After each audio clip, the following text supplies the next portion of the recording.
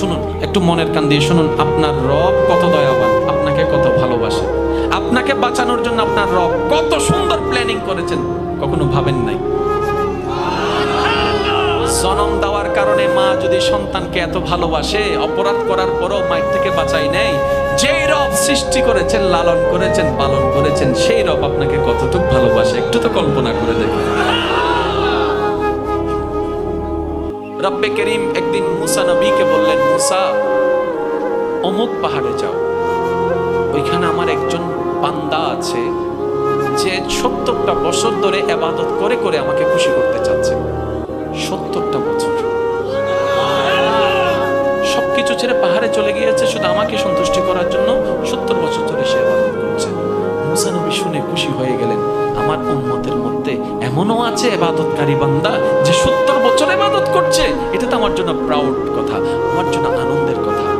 রব্বে করিম বললেন, মুসা তার কাছে যাও, গিয়ে আমার একটা বার্তা শোনাই দাও।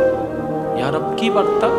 বলে যে তাকে গিয়ে বলো তার 70 বছরের চেষ্টা, তার 70 বছরের চেষ্টা আমাকে খুশি করার যে ইবাদত করেছে, ওই 70 বছরের করা একটা ইবাদতও আমার পছন্দ হয় নাই, আমি কবুল করি নাই। এবার মুসা নবীর চেহারায় মলিনতার ছোঁয়া, কিন্তু রবের সামনে তো কিছু বলার। মুসা নবী মন খারাপ করে ওই পাহাড়ে চলে গেলেন, আল্লাহ যেখানে নির্দেশ দিলেন। যাওয়ার পরে দেখলেন একজন বান্দা সিজদারত অবস্থায় রবের নামের তাসবিহ তেলাওয়াত করছে। মুসা নবী অপেক্ষা করলেন, 2 নয়ন যুগলে পানি ঝরছেন, কারণ উম্মত তো উনারই, উম্মত তো উনারই। এবার উনি যখন ইবাদত শেষ করে উঠলেন, মুসা নবীকে দেখে সাথে সাথে দাঁড়িয়ে সালাম দিলেন, স্বাগতম জানালেন। মুসা নবী জিজ্ঞেস করলেন, আপনি নাকি এখানে 70 বছর ধরে আল্লাহকে খুশি করার চেষ্টা করছেন, ইবাদত করছেন? বলেছে, জি আমি এটাই করছি। তা আপনি জানলেন কিভাবে? বলে, আমাকে আল্লাহ জানিয়েছেন, আল্লাহ আপনার কাছে পাঠিয়েছেন। বলে যে আমার কাছে আল্লাহ আপনাকে পাঠিয়েছেন? কোন সংবাদ, কোন সংবাদ, আমার জন্য কোন মেসেজ? বলে যে আল্লাহ তোমাকে জানাতে বলেছে তোমার 70 বছরের 1 সেকেন্ডের ইবাদত আল্লাহর পছন্দ হয় নাই, আল্লাহ কবুল করে নাই। 2 নয়ন যুগলে পানি পড়ছে। মুসা নবীর কথা শোনার পর ওই বান্দা নাচতে শুরু করলো, লাফাতে শুরু করলো, লাফাতে শুরু করলো। মুসা নবী তাজ্জুব হয়ে বললেন, এই তুই কি পাগল হয়ে গেলি? তোর ইবাদত কবুল হয় না, তুই খুশি হলি কেন? তোর তো তওবা করে আল্লাহকে রাজি করানোর দরকার। আল্লাহ যা ভুল হয়েছে মাফ করো, এটা তো অন্তত কবুল করো, এটা বলা দরকার।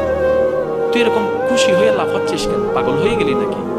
এবার সে বান্দা কি উত্তর দিচ্ছে একটু মনের কান দিয়ে শুনেন। উনি বললেন, নবী মুসা আপনি আমার চাইতে ভালো জানেন, প্রশ্ন যেহেতু করেছেন আমি তো উত্তর দিতেই হবে।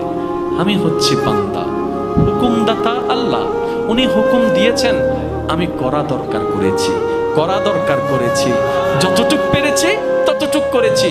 কবুল করবে কি করবে না সেটা তো আমার দেখার বিষয় নয়, ওটা তো রবের দেখার বিষয়। তো খুশি হলি কেন? বলে যে এতগুলো ইবাদতকারী বান্দার কাছে মধ্যে কারো কাছে তো আপনাকে পাঠাই নাই, আমার কাছে পাঠিয়েছেন। তার মানে আমি আদমের দিকে তো রহমানের নজরটা আছে, এর চেয়ে বড় পাওয়ার কি হতে পারে? এর চেয়ে বড় পাওয়া কি হবে যে আমার রহমান আমার দিকে নজরটা তো রাখছে। এই পাগলের পাগলামির কথা শুনে সাথে সাথে মুসা নবীকে আল্লাহ আবার আওয়াজ দিয়ে বললেন, মুসা পাগল রে বলো সব। আল্লাহ ওই পাগলামিটা পছন্দ করে, যে পাগলামির মধ্যে প্রেম থাকে, স্বার্থ থাকে না।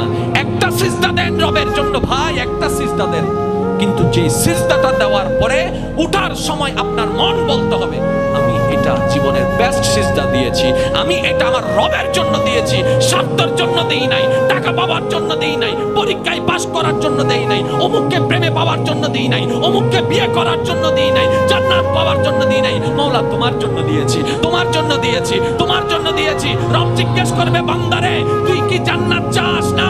বান্দা বলে যে মওলা জান্নাত চাই না, তোমারে চাই, তোমারে চাই, তোমারে চাই, তোমারে চাই, তোমারে চাই। এবার রব বলে বান্দারে সবাই তো জান্নাত খুঁজে, তুই আমারে খুঁজস কেন? বান্দা বলে যতদিন বোকা ছিলাম জান্নাতকে তালাশ করেছি, আমি বুঝতে পেরেছি জান্নাত পেলে তোমাকে পাবো না, কিন্তু তোমাকে যদি পেয়ে যাই